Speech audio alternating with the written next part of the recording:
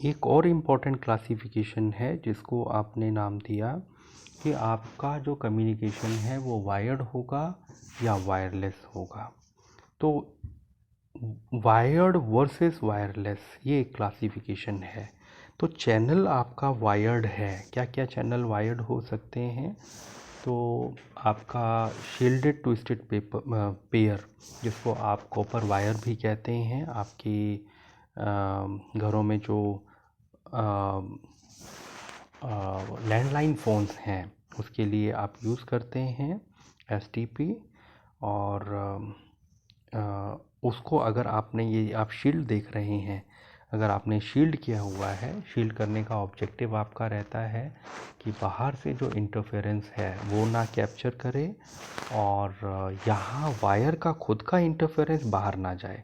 तो ये दोनों तरह से बचाता है, इसको आप शील्डिंग कहते हैं। और आप ये देखेंगे कि यहाँ पे ट्विस्ट किया हुआ है दोनों वायर को। तो आपकी एक वायर ऐसे जा रही है, दूसरी वायर ऐसे जा रही है, ये ट्विस्टिंग है। तो ट्विस्टिंग करने का ऑब्जेक्टिव ये है कि आपकी जो दो वायर अगर पैरेलल में हैं, तो एक रूल है हमारे कम्युनिकेशन में कि दो वायर अगर पैरेलल में है तो वो एज ए एंटीना काम करेंगे। एंटीना क्या होता है? जो रेडिएट भी करता है और जो रिसीव भी करता है। जो एज ए रेडिएट करेगा तो मतलब एज ए ट्रांसमीटर काम कर रहा है, रिसीव करेगा तो इसका मतलब एज ए रिसीवर काम कर रहा है।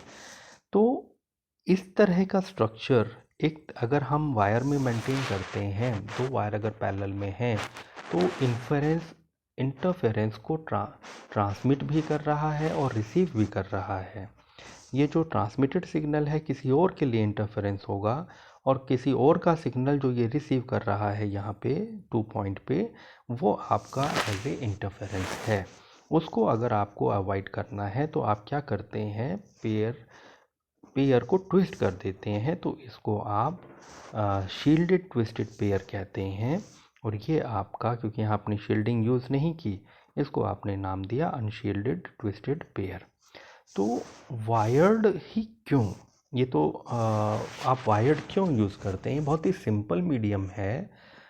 जस्ट आपको एक कंडक्टर जो चूज़ करना है वो आपको देखना है और लेआउट कर देना है। फ़ायदा क्या है इसका? सबसे बड़ा फ़ायदा ये है क्योंकि इसके ऊपर ये प्रोटेक्टेड लेयर है, ये गाइडेड मीडियम भी कहते हैं आप इसे। तो इसमें एटीन्यूएशन और डिस्टॉर्शन की जो संभावना है वो कम रहती है एज कम्पेयर टू वायरलेस। लेकिन यहाँ पे इसकी अपनी लिमिटेशन है। बिगेस्ट लिमिटेशन है कि क्या आपने कंडक्टर चूज़ किया, किस तरह से चूज़ किया। और थर्ड लिमिटेशन है मोबिलिटी की, जो हम डिस्कस कर रहे थे कि मोबिलिटी वायर्ड कम्युनिकेशन में संभव नहीं है। आजकल हम सब मोबाइल होके कम्युनिकेट करना चाहते हैं, वो वायरलेस कम्युनिकेशन में संभव है। तो थर्ड मीडियम की बात करें तो ये आपका है कोएक्सियल केबल।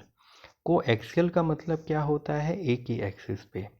तो आप ये देखेंगे, ये आपका मिडल में एक एक्सिस है, उसके अराउंड ये आपका एक कंडक्टर है और ये आपका इंसुलेटर है जो आपका डाइलेक्ट्रिक कह सकते हैं आप इसे। फिर आपकी ये एक और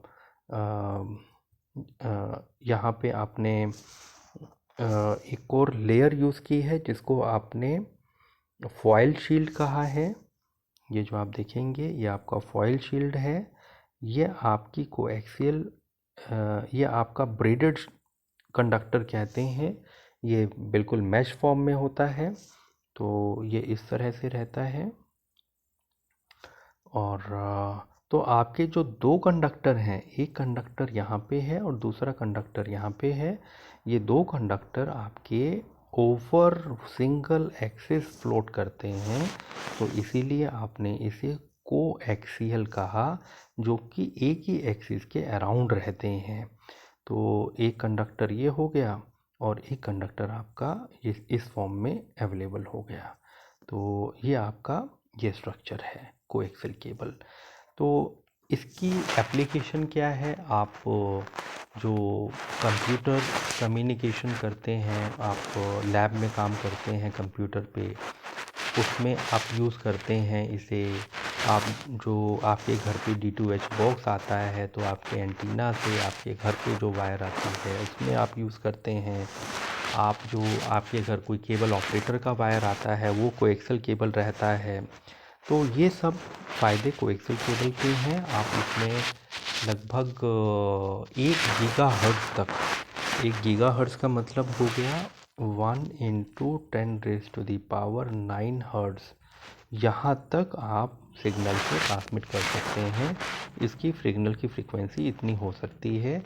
ये वायर इतनी ज़्यादा फ्रीक्वेंसी को, इसको माइक्रोवेव रेंज में आ गया ये, तो इस रेंज में सिग्नल को आप आसानी से ट्रांसमिट कर सकते हैं। ये जो आपने twisted pair, shielded and unshielded की बात की थी, ये लो फ्रिक्वेंसी को ट्रांसमिट करने के लिए यूज़ होते हैं, यूजुअली टेलीफोन केबल्स में यूज़ होते हैं, और यहाँ से आप लगभग 100 मेगाहर्ट्ज़ तक के सिग्नल को ट्रांसमिट कर सकते हैं। तीसरा इम्पॉर्टेंट पार्ट है, इम्पॉर्टेंट चैनल है जो हम यूज़ करते हैं, वो आपका है ऑप्टिकल फाइबर, जिसको OFC केबल भी कहा जाता है।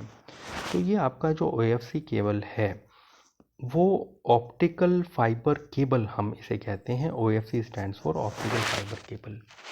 तो ये किस प्रिंसिपल पे काम करता है? हमारी जो ऑप्टिकल फाइबर है उसमें सेंट्रल पार्ट होता है कोर, और उसके ऊपर जो पार्ट होता है वो क्लैडिंग।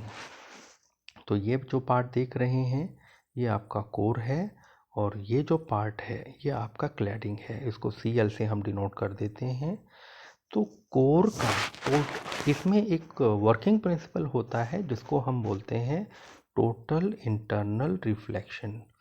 टोटल इंटरनल रिफ्लेक्शन क्या है कि अगर ये ऐसा फिनोमिना है जिसमें अगर हम कोर का रिफ्रैक्टिव इंडेक्स क्लैडिंग के रिफ्रैक्टिव इंडेक्स से ज़्यादा रखेंगे, या क्लैडिंग का रिफ्रैक्टिव इंडेक्स कोर के रिफ्रैक्टिव इंडेक्स से कम रखेंगे, तो आपकी जो रे अंदर कोर में इंसर्ट हुई है, कौन सी रे?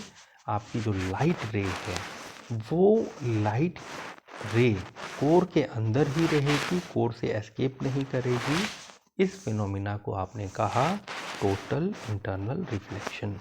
और ये इतना प्रोमिनेंट और इफ़ेक्टिव है कि आपका optical fibre communication inter continental, एक द्वीप समूह से दूसरे द्वीप समूह तक, मतलब अंडर सी केबल आप डाल के करते हैं, तो ये इतना प्रोमिनेंट है।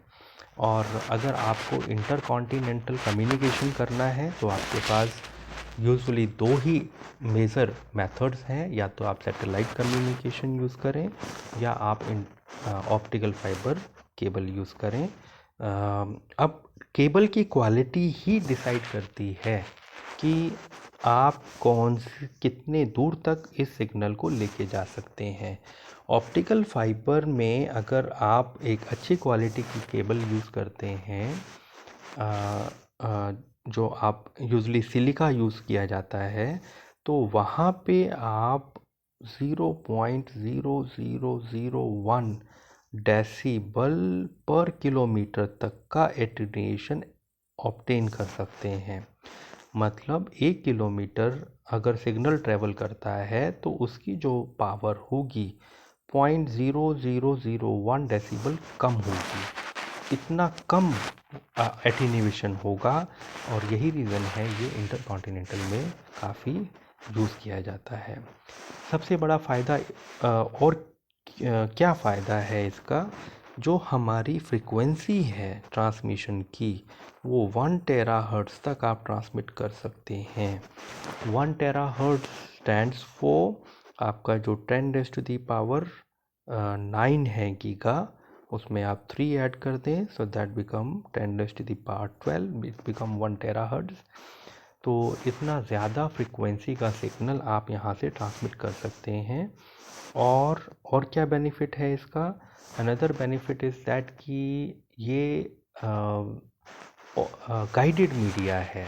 ये सिर्फ फ्री स्पेस में आप वायरलेस कम्युनिकेशन यूज़ करते हैं, इस तरह का इशू इसमें नहीं है। तो this is one of the advantage. फिर हम बात करते हैं नेक्स्ट, तो वायर्ड कम्युनिकेशन के जो हम बेनिफिट देख रहे थे, सिग्नल रिसेप्शन बेटर है, इंटरफेरेंस आपका कम होगा, लेकिन कुछ डिसएडवांटेज भी हैं, जैसे नॉन लीनियरिटी चैनल की है। नॉन लीनियरिटी का मतलब है आपका एम्पलीट्यूड, फ्रीक्वेंसी, फेज उसी फॉर्म में नहीं मिलते जिस फॉर्म में आपके सिग्नल ट्रांसमिट हुए हैं। नॉन लीनियर डिग्रेडेशन होता है। डेटा रेट आपका जो सेकंड है आपका डेटा रेट आपका लिमिटेड है वायर्ड कम्युनिकेशन में। मेंटेनेंस आपकी ज़्यादा रहती है, वायर टूट जाता है तो आपको उसको आपको मेंटेन कराने के लिए आपको मैन पावर चाहिए होगी। और आउटरीच, अगर आप माउंटेनियस एरिया में इसको लेआउट करना चाहते हैं कम्युनिकेशन को वायर्ड कम्युनिकेशन से, तो या तो ये डिफ़िकल्ट है या प्रैक्टिकल नहीं है। तो उस केस में हमारे पास एक मेथड निकल के आता है जो हम यूज़ करेंगे, जो कि हमारा है वायरलेस कम्युनिकेशन। तो वायरलेस चैनल या वायरलेस कम्युनिकेशन क्यों आया एग्जिस्टेंस में?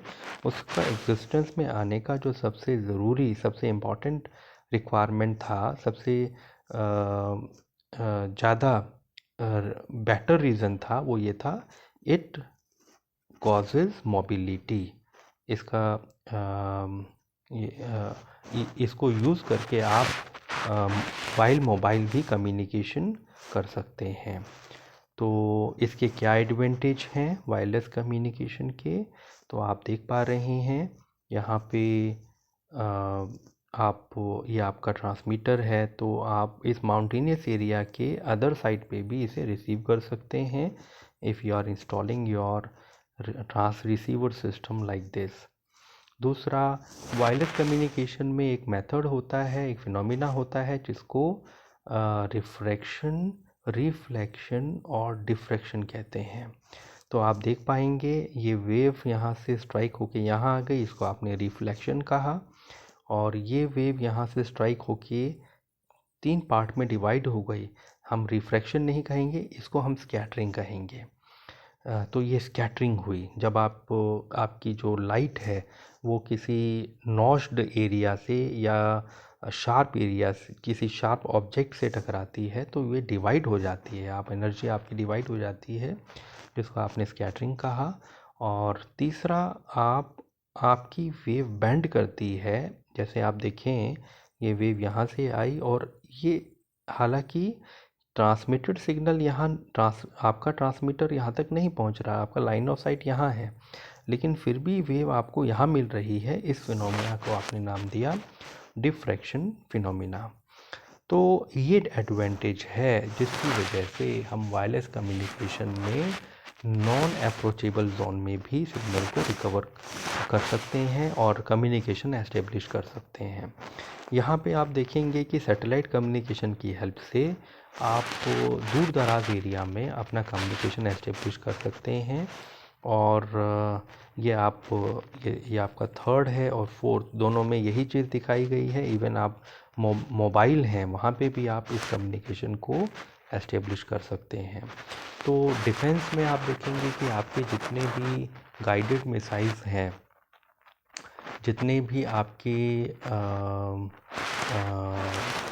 इक्विपमेंट हैं, गाइडेड इक्विपमेंट हैं, गाइडेड हों या अनगाइडेड हों, चाहे वो आर्मी यूज़ करे, चाहे वो एयरफोर्स यूज़ करे, चाहे वो आपका नेवी यूज़ करे, वहाँ पे कम्युनिकेशन का इम्पॉर्टेंट रोल है। तो कम्युनिकेशन एस्टेब्लिशमेंट में वहाँ पे सैटेलाइट कम्युनिकेशन और ऑप्टिकल फाइबर, ये दोनों ही बहुत ही इम्पॉर्टेंट रोल प्ले करते हैं। तो ये एडवांटेज हो गया, लेकिन कुछ डिसएडवांटेज भी हैं वायरलेस कम्युनिकेशन के जो हम देखेंगे। सबसे पहला डिसएडवांटेज है safety of the living beings. तो WHO की रिपोर्ट ये कहती है कि अगर आपका जो एमिशन है वायरलेस कम्युनिकेशन में वो एक लिमिट के अंदर नहीं रहेगा, तो it will be very harmful for the living being. जैसे आप देख रहे हैं, एक ये आपका डिसएडवांटेज हो गया। इसको थोड़ा सा और डिटेल में अगर आप जाएंगे तो आप ये देखेंगे कि एक रिपोर्ट है जो ये कहती है कि जो आपके सेल फ़ोन यूसेज हैं, एक लिमिट के बाद अगर आप यूज़ करते हैं तो वहाँ से निकलने वाली जो वेव्स हैं, इसको आप नॉन आयनाइजिंग वेव्स कहते हैं। इसकी वजह से आपको हेडेक हो सकता है, मेमोरी लॉस हो सकता है, ब्रेन ट्यूमर हो सकता है, फटीग हो सकता है, मतलब आप थकान महसूस करेंगे, आई की प्रॉब्लम हो सकती है, कार्डियोवैस्कुलर प्रॉब्लम या स्ट्रेस हो सकता है आपको, और जेनेटिक डैमेज हो सकता है। तो ये डिपेंड करेगा कि आप उसको कितने लॉन्ग टर्म तक यूज़ कर रहे हैं, और आपका जो सिग्नल आपको मिल रहा है वो कितना ज़्यादा मिल रहा है। तो और स्टडी में अगर हम देखें तो एक ये स्टडी है जो within 91 metre of the mobile tower की गई, और आपने ये मैं देखा कि आपका जो मोबाइल टावर होता है उसके विदिन 91 मीटर रेडियस में, ये 91 है आपका, 91 मीटर रेडियस में जो जो लोग रहते थे आपने उनका स्टडी किया, उनकी हेल्थ इश्यूज़ को स्टडी किया। तो आपने ये पाया कि इस एरिया में रहने वाले लोगों में कुछ रीजंस की वजह से डेथ हुई, जो आपने इस स्टडी में हाईलाइट किया है। तो आप देखें, जैसे पहला केस है राधा भाई साथे, 2005 में ब्रेस्ट कैंसर की वजह से उनकी डेथ हुई, 66 ईयर की थी आप। देशपांडे थे 2006 में, आप कैंसर की वजह से 48 ईयर ऑफ एज में आपकी डेथ हुई। और लास्ट केस 2009 में है जिसमें स्पाइनल कोड कैंसर की वजह से अर्चना मालवेदकर जी 17 साल की थी और उनकी डेथ हुई। तो ये वायरलेस कम्युनिकेशन के डिसएडवांटेज हैं। ये जो डिसएडवांटेज हैं ये सेफ्टी से रिलेटेड हैं। और भी डिसएडवांटेज हैं, जैसे वायरलेस कम्युनिकेशन में डिस्टोर्शन और एटीन्यूएशन ज़्यादा होगा क्योंकि ये गाइडेड नहीं है। तो आप देखें कि आपको किसी भी चीज़ का एक प्राइस पे करना होता है। तो यहाँ पे आपने क्या बेनिफिट लिया, वायरलेस कम्युनिकेशन का बेनिफिट ये लिया कि आपने मोबिलिटी ली, लेकिन आपने क्या प्राइस पे किया। आप एक तो safety of the living being है ये, कि अगर हम ट्रांसमिशन स्टैंडर्ड एक लिमिट के अंदर नहीं रखते तो हमें उसका प्राइस पे करना पड़ता है, एक हेल्थ इश्यूज हो सकते हैं। और दूसरा, वायरलेस कम्युनिकेशन में डेटा रेट और चैनल का जो डेटा रेट आपको कम मिलता है as compared to wired communication. उसका रीज़न है क्योंकि डेटा रेट आपका डाउन हो जाता है, उसका रीज़न है कि आपका डिस्टॉर्शन, चैनल डिस्टॉर्शन और चैनल नॉइज़ दोनों आपके बढ़ जाते हैं, क्योंकि आपका वायरलेस कम्युनिकेशन आपका अनगाइडेड मीडिया है।